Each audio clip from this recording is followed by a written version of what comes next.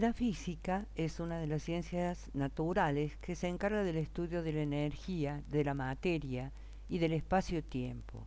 ¿De qué manera relacionando estos tres conceptos entre sí? Si bien la física es una sola, nosotros vamos a estudiarla aplicada a la carrera de la arquitectura. Vamos a verla, digamos, separada en distintos capítulos. La introducción a la física aplicada, la cinemática y dinámica, calor hidrostática e hidrodinámica, estática y ondas. En la introducción nos vamos a dedicar a la cuantificación, a las unidades, a las cifras significativas, a la densidad y al peso específico, es decir, a aquellos conceptos básicos que me van a permitir adentrarme en los siguientes. En la cinemática y dinámica vamos a ver conceptos básicos de movimiento.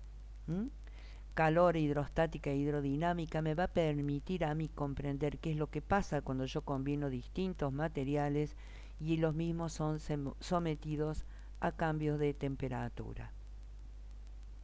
En cuanto a la hidrostática y la hidrodinámica, estudia el movimiento de los fluidos y también qué sucede con los mismos. Fluidos me estoy refiriendo tanto a líquidos como a gases. En cuanto a la estática, me va a permitir comprender cómo lograr el equilibrio en una estructura para que ésta pueda ser materializada y se perpetúe en el tiempo. En cuanto a las ondas, son perturbaciones que afectan a las estructuras de diversas maneras, en cuanto a su estabilidad y también en cuanto a algunas condiciones como la acústica, que son importantes para un arquitecto en cuanto a las obras que proyecte. Vamos a extendernos después en estos conceptos, solamente queda decir que la cinemática se refiere solamente al movimiento en cuanto a cómo es el movimiento, si es rectilíneo, si es curvo, etc. En tanto que a la dinámica le interesa el por qué se produce el movimiento. En cuanto a la estática, sumamente importante para el arquitecto, porque le va a permitir determinar cuáles son las condiciones para que se produzca el equilibrio en la estructura o en la obra que él está diseñando.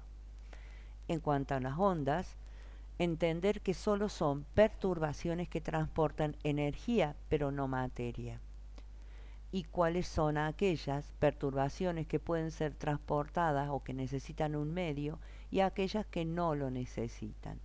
¿Cuáles son aquellas que se transforman, aquellas que son de manera longitudinal, si es paralela, y aquellas que son transversales? Es decir, todo esto lo vamos a estudiar en el capítulo correspondiente. Vamos a ver ahora en el capítulo Introducción propiamente dicho, materia y energía, de qué se trata una y de qué se trata la otra.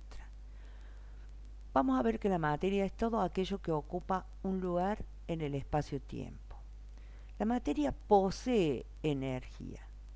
Eso es muy importante entender. Podemos medirla, podemos cuantificarla, ¿sí? Dependen de la cantidad de la materia las propiedades extensivas, como lo son la masa, el volumen, el peso. Lo que no depende de la cantidad de la materia, sino de la sustancia de la cual estamos hablando, son las propiedades intensivas. No es lo mismo el hierro, por ejemplo, que el cobre o la madera. El ejemplo paradigmático de esta magnitud es la densidad. La densidad varía según el material con el cual estemos trabajando. También hay otras propiedades. En cuanto a la energía, es la capacidad que se tiene para poder realizar un trabajo. Entonces, si es solamente una capacidad de realizar trabajo, se entiende que no va a tener masa, que no va a ocupar un espacio. ¿Quiénes son los que tienen, digamos, los que ostentan energía? El calor, la luz, el sonido. Dijimos que la materia tiene energía. Un ejemplo clásico sería, allí está una fotografía, un trozo de madera. Cuando yo lo enciendo, ¿qué hace? Bueno, produce fuego, ¿no? Calor y luz, ¿sí? Calor y luz son formas de energía. Por otro lado, estos producen movimiento. Diremos cómo, porque al calentarse el aire, este pierde densidad y comienza a moverse, ¿sí? Hacia arriba. Eso ya lo vamos a ver más claramente más adelante. Lo importante es que la energía no se crea ni se destruye, solo se transforma. No hay manera de crearla, la energía. Solamente se va transformando, tal cual se ve acá en la presa, donde la energía que proviene del movimiento del agua se transforma en energía eléctrica. Ahora vamos a ver la masa, el peso, la densidad y el peso específico. Vamos a hacer lo más claro posible al definir masa y peso. ¿Cuál es la diferencia entre la masa y peso? Fundamentalmente que la masa es la cantidad de materia que posee un cuerpo. Vamos a pensarlo de esta manera. Una roca tiene mucha más masa que un copo de algodón. ¿Por qué? Porque las moléculas de la roca se encuentran mucho más cercanas unas de las otras que las moléculas de un copo de algodón. Entonces la cantidad de materia, ¿sí?, por unidad de volumen es mucho mayor en la roca.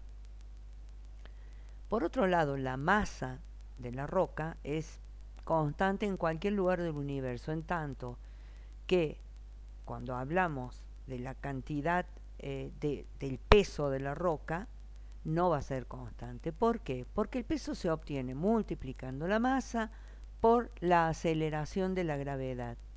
Y nosotros sabemos que la aceleración de la gravedad no es la misma en todos los lugares del mundo. Eso lo sabemos, ¿sí? Y tampoco lo es en distintos planetas. Por lo tanto, si bien la densidad es una propiedad de cada sustancia, el peso específico no lo es, porque va a variar. Entonces, aquí se plantean dos ejercicios, uno de densidad y uno de peso específico. Vamos a calcularlo y vamos a decir que la densidad que se mide en kilogramo masa sobre metro cúbico o sus múltiplos y submúltiplos es la magnitud que expresa la relación entre la masa y el volumen de una sustancia o de un objeto sólido. Densidad es masa sobre volumen. Se mide en kilo sobre metro cúbico o en gramos sobre centímetro cúbico, o en sus múltiplos o submúltiplos. Como ejemplo tenemos un objeto que tiene una masa de 20 gramos y un volumen de 300 centímetros cúbicos. La densidad será igual a 20 gramos sobre 30 centímetros cúbicos, me da entonces 0,66 gramos sobre centímetro cúbico. En cuanto al ejercicio de peso específico, decimos que se llama peso específico a la relación entre el peso de una sustancia y su volumen. Pero el peso es la masa por la aceleración de la gravedad. Sobre volumen me va a dar el peso específico. Pero masa sobre volumen es densidad, entonces podemos decir que el peso específico es igual a la densidad por la aceleración de la gravedad. Peso específico lo vamos a medir en tonelada fuerza sobre metro cúbico, kilogramos fuerza sobre metro cúbico, gramos fuerza sobre centímetro cúbico y newton sobre metro cúbico. Fíjense que 10 newtons, acá en la primera pantalla donde habla de masa y peso, 10 newtons es igual a 1 kilogramo por 10 metros sobre segundo al cuadrado. Anteriormente decía 1 newton, ha sido corregido, ya voy a corregirlo en el otro PowerPoint. Bueno, problema de densidad y peso. Un ladrillo común de barro pesa 2,3 kilogramos fuerza. Se pide que determinemos la densidad del mismo sabiendo que sus dimensiones son 5 centímetros por 12 centímetros por 23 centímetros. Densidad es igual a masa sobre volumen. Sabemos que la masa es igual a 2,3 kilogramos porque dijimos que si bien están en dos sistemas distintos, podemos decir que 2,3 kilogramos fuerza equivalen a 2,3 kilogramos masa. Calculamos el volumen en metros y decimos que el volumen es 1.38 por 10 a la menos 3 metros cúbicos. Entonces la densidad será igual a que 2,3 kilogramos dividido 1,38 por 10 a la menos 3 metros cúbicos. Hacemos el cociente y del cual resulta 1666,66 kilogramos sobre metro cúbico. Estos kilogramos son kilogramos masa. Es importante colocar las unidades de manera correcta. Problema 2. Si yo conozco la masa y el volumen del ladrillo de barro, me piden que determine su peso específico. Yo sé que el peso es igual a la masa por la gravedad. Entonces, ¿qué hago? Si lo quiero calcular en newton sobre metro cúbico, voy a tener que multiplicar la masa por la gravedad y voy a obtener en newtons el peso, ¿no es cierto? 2,3 kilogramos por 10 metros sobre segundo al cuadrado, 23 newton. Si yo divido eso por el volumen, voy a obtener el peso específico en newton sobre metro cúbico. Comparemos el resultado anterior con este y vamos a ver que simplemente multiplicando la densidad por la aceleración de la gravedad, yo obtengo el peso específico en newton sobre metro cúbico. El problema 3 es, si yo multiplico la densidad de un material por la aceleración de la gravedad, obtengo el peso específico del mismo siempre. ¿Eso será verdadero o falso? Eso va a ser siempre verdadero. La densidad de un material es invariable y es una propiedad intensiva del mismo. ¿Es verdadero o falso? Es verdadero. La densidad es invariable. Lo que sí es variable es el peso específico. Unidades, pasaje de unidades y potencia de 10. Cuantificar es el acto de convertir determinada información o datos en números o cantidades. Eso es cuantificar. Poner en números la información que yo tengo. Cuando queremos expresar números grandes o pequeños, como los obtenidos anteriormente, es conveniente expresarlos como potencias de base 10. Fíjense, 10 a la 0 es igual a 1, por lo tanto 1 por 10 a la 0 es igual a 1. 10 a la menos 1 es 0,1, por lo tanto 1 por 10 a la menos 1 es 0,1. Y así sucesivamente. Acá me piden que exprese como potencia de 10 el siguiente número. 0,4 ceros y 342 kilómetros. Solamente puedo colocar una cifra entera multiplicando la potencia de 10. Esa cifra, evidentemente, en este caso, es el número 3. Cuento cuántos números hay hasta llegar a la coma, incluyendo el 3, y fíjense, los cuento y digo, está el 3 y hay 4 ceros hasta llegar a la coma. Entonces son ¿cuántos números? 1, 2, 3, 4 y 5 hasta llegar a la coma. Entonces escribo 3,42 por 10 a la menos 5. ¿Por qué? Porque me voy hacia la izquierda, no hacia la derecha. Y allí coloco 3,42 kilómetros por 10 a la menos 5 o 3,42 por 10 a la menos 5 kilómetros, que sería un más correcto, y ya sé cuál es el número del cual yo partí. Potencia de base 10 en el caso en que el exponente sea positivo. Es exactamente al revés. Fíjense, no voy a repetir de nuevo 10 a la 0, 10 a la 1, etcétera, etcétera. Pero miran acá el número. Acá el número es 2.345.678,25 kilómetros. Yo quisiese expresar este número de manera que acá no vamos a simplificar demasiado la historia, pero igualmente está puesto como un ejemplo. Yo sé que el único número entero que puedo colocar es un solo número. Acá el único número sería el número 2. Entonces cuento cuántos números hay entre el 2 y la coma. Y evidentemente cuento 6, ¿sí? 1, 2, 3, 4, 5 y 6. Entonces, 2,345 678, no se me ocurrió nada más inteligente, coma, o sea, ¿sí? Hasta la coma antes del 25, son 6 números y pongo 2,34567 8 25 por 10 a la 6. ¿Mm? Siempre el número debe ir acompañado de la unidad. Si yo no coloco la unidad, nadie va a saber de qué estoy hablando. Nadie. Aquí yo usé ejemplos aleatorios, o sea, cualquier unidad coloqué. Pero imagínense, ustedes quieren comprar cualquier tipo de material y no le ponen la unidad. En el corralón van a quedar pensando. Cifras significativas de una medida. Esto es importante. Son los números correctos y el primer número dudoso. Disculpen, por favor. Disculpen. Las cifras significativas y el primer número dudoso. Son los números correctos y el primer número dudoso. En el resultado de una medición solo deben aparecer los números correctos y el primer número aproximado. Estos son los que se denominan cifras significativas. Fíjense, aquí hay un ejemplo clarísimo. Hay una regla y se está midiendo 4, se aprecia bien los 3 primeros decimales y el 5 no se aprecia con total claridad. Entonces las exactas son 4,3. La estimada es el 5.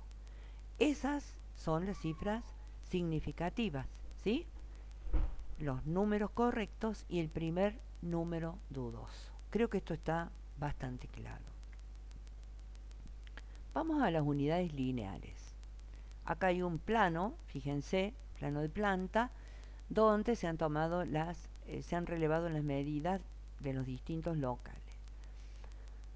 Estas unidades son lineales, son las que medimos distancias, longitudes, por ejemplo, distancia entre dos muros, cuánto mide una abertura, etcétera. ¿Sí? Nada más. Esas son las medidas lineales. Ejemplo de pasaje de unidades.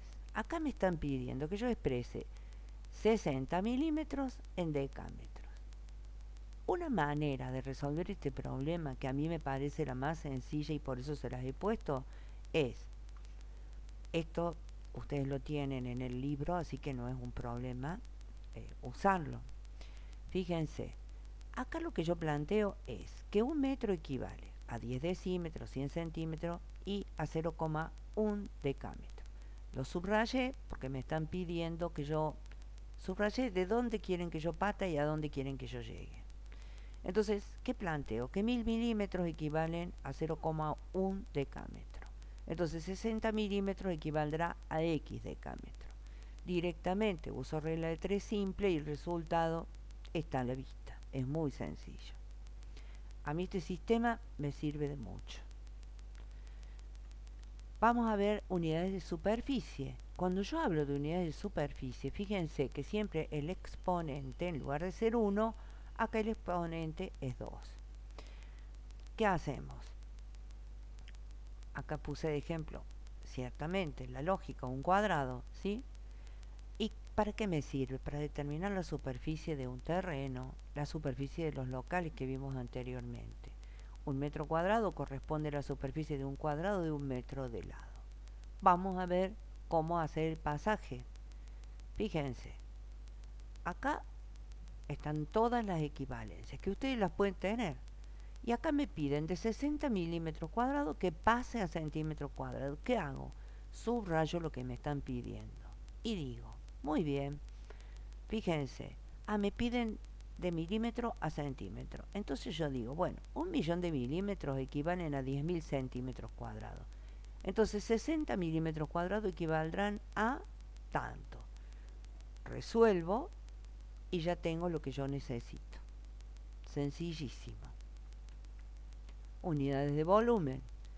Las unidades de volumen, ¿para qué me sirven? Para ubicar el hormigón, por ejemplo. Necesito saber cuál es el volumen de hormigón de una columna. Y bueno, voy a tener que calcular metros cúbicos. ¿eh? Acá trabajamos con un cubo, pero evidentemente puede ser un prisma rectangular, puede ser una pirámide, puede ser lo que sea. ¿Cómo hago yo? Y bueno, supongamos que me piden 60 milímetros cúbicos en decímetro cúbico. Tengo mi tabla, acá la tienen. Señalo, subrayo, me piden de milímetro cúbico a decímetro cúbico. Entonces señalo esas unidades en la tabla. Me están pidiendo de milímetro cúbico a decímetro cúbico. Digo, bueno, 1.000.000 de decímetros cúbicos equivalen a, perdón, de milímetros cúbicos equivalen a 1.000 decímetros cúbicos.